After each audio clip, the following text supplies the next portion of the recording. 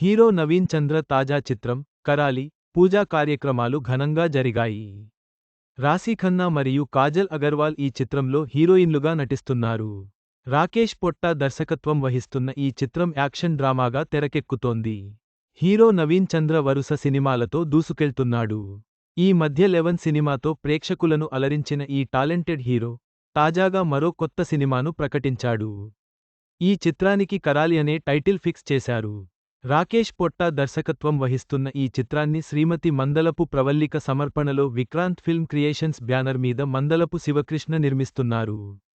రాశీ సింగ్, కాజల్ చౌదరి హీరోయిన్లు. తాజాగా ఈ సినిమాకు సంబంధించిన పూజా కార్యక్రమాలు ఘనంగా జరిగాయి.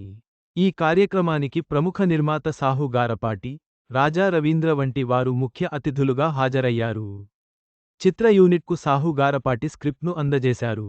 ముహూర్తపు సన్నివేశానికి సాహు గారపాటి క్లాప్ కొట్టగా, శ్రీహర్షిని ఎడ్యుకేషనల్ ఇన్స్టిట్యూషన్స్ అధినేత Gorantla Ravikumar, aspire spaces managing director Tumati Narasimha Reddy camera switch on చేశారు.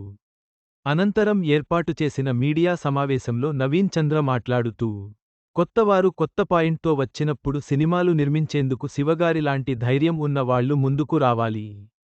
కరాలి అనే టైటిల్ ఎంత కొత్తగా, డిఫరెంట్గా ఉందో సినిమా కూడా అంతే కొత్తగా ఉంటుంది.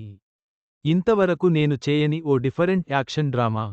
కాజల్ చౌదరి నటించిన అనగనగా ఇప్పుడు అందరినీ ఆకట్టుకుంటోంది. మా సినిమాకు మంచి టీం దొరికింది. ఇంతవరకు నన్ను ఆడియన్స్, మీడియా ఎంకరేజ్ చేస్తూనే వచ్చింది. ఈ మూవీని ఆడియన్స్ అంతా ఎంజాయ్ చేసేలా రూపొందిస్తున్నామని అన్నారు. నేను చెప్పిన స్క్రిప్ట్ నచ్చడంతో నిర్మించేందుకు వచ్చిన శివగారికి థాంక్స్. ఈ సినిమా పెద్ద హిట్ అవుతుందని మేం చాలా నమ్మకంగా ఉన్నాం అని చిత్రదర్శకుడు రాకేష్ పొట్టా అన్నారు. నాకు స్క్రిప్ట్ చాలా నాకు నచ్చింది. నవీన్ చంద్ర గారి సినిమాలు, ఆయన ఎంచుకునే కథలు ఎలా ఉంటాయో చెప్పాల్సిన పని లేదు. మళ్ళీ ఈ మూవీతో మంచి కథతో మీ అందరి ముందుకు రాబోతోన్నానని హీరోయిన్ కాజల్ చౌదరి అన్నారు. నవీన్ చంద్ర, కాజల్, రాశీ ఖన్నా కలయికతో తెరకెక్కుతున్న కరాలి చిత్రం ప్రేక్షకులను అలరించేలా ఉంటుందని చిత్ర యూనిట్ ఆశాభావం వ్యక్తం చేసింది. ఈ చిత్రం త్వరలోనే విడుదల కానుంది.